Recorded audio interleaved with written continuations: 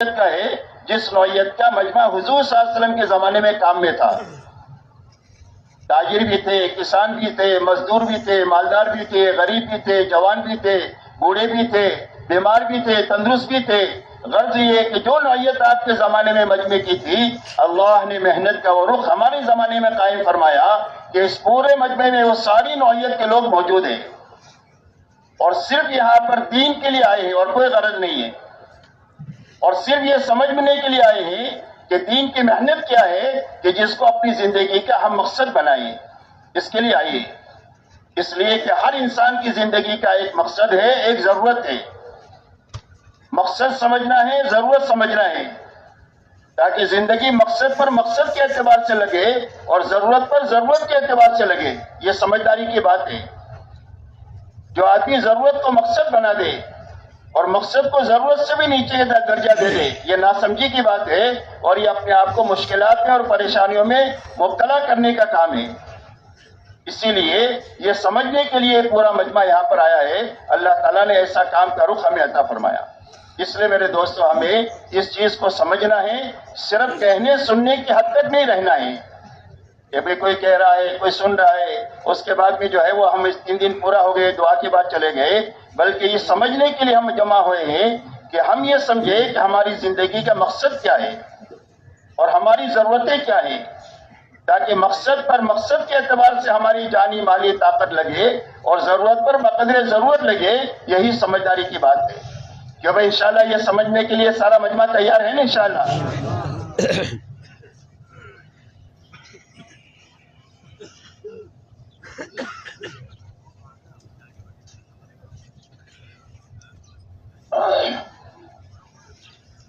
اب میرے محترم بزرگوں دوستوں، سمجھنے کی بات یہ ہے کہ اس دنیا میں انسانوں کو اللہ تعالیٰ نے ان کی عقل پر نہیں چھوڑا کہ وہ اپنی عقل سے یہ طے کرے کہ مقصد کیا ہے اور ضرورت کیا ہے.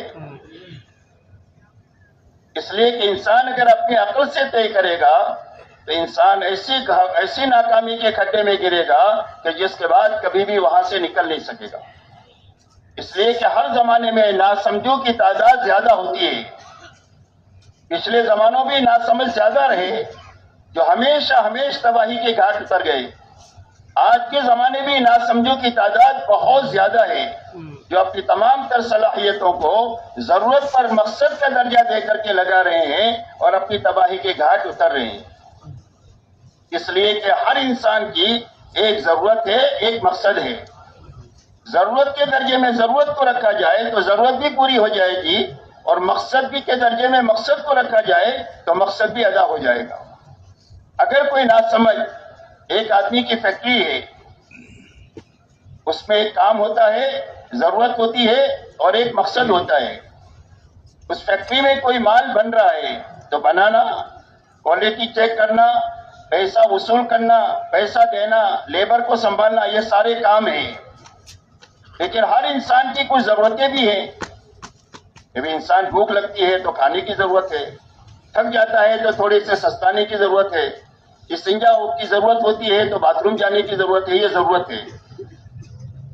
اگر کوئی ناسمجھ باتھ روم میں 3 گھنٹہ بیٹھا رہے اور 4 گھنٹہ سو جائے فیکٹری میں اور کھانے میں 2 گھنٹہ لگا دے اور ضرورت کے کام میں مقصد کے درجے میں اپنے کام کو نہ لگائیں تو کہ بھئی آپ اس کو سمجھدار کہیں گے کہ نہ سمجھ کہیں گے؟ کیا کہیں گے بتاؤ؟ نہ سمجھ کہیں گے. گھر کے لوگ اس کو پاگلوں کے دواخانے میں بھیجنے کی کوشش کریں گے کہ اس کو پاگل میں خانے میں بھیج دو تاکہ اس کے اندر میں سمجھ آئے یا نہ سمجھ ہے. اس لیے ضرورت کیا ہے اور مقصد کیا ہے یہ سمجھانے کے لیے اللہ تعالیٰ اپنے بندوں پر بہت مہربان ہے. اس مہربانی کے ناطے اللہ تعالیٰ نے ہر زمانے میں نبیوں کا سلسلہ چلایا جس میں ہر زمانے میں نبیوں نے آ کر کے سب سے پہلے انسانوں کو یہ بات سمجھائی کہ اے میری قوم، ایک اللہ کی عبادت کرو، اللہ کے سوا کوئی معبود نہیں. یا قوم اعبدوا اللہ ما لکم من الہ غیرہ. ہر نبی کی پہلی دعوت یہ ہے کہ اے میری قوم، ایک اللہ کی عبادت کرو، اس لیے کہ تم اللہ کے بندے ہو، اللہ تمہارے رب ہے اور اللہ تمہارے معبود ہے. اس لیے تمہارا تعلق اللہ کے ساتھ جو ہونا چاہیے وہ عبادت اور بندگی کا ہونا چاہیے اور اطاعت کا ہونا چاہیے کہ زندگی کے ہر حرکت اور سکون میں اللہ کی اطاعت اور فرما برداری کے ساتھ جیو اور اسی پر مرو. اس لیے کہ دین کے ساتھ جینے کا حکم ہے اور دین پر مرنے کا حکم ہے. اسی لیے اللہ تعالیٰ فرماتے ہیں وَاعْبُدْ رَبَّكَ حَتَّىٰ يَأْتِيَكَ الْيَقِينُ. حضور صلی اللہ علیہ وسلم کو اللہ تعالیٰ حکم دے رہے ہیں کہ اللہ کی عبادت میں، اطاعت میں، بندگی میں لگے رہو. کب تک؟ فرمایا موت تک. اور فرمایا لا تموتن الا وانتم مسلمون. فرمایا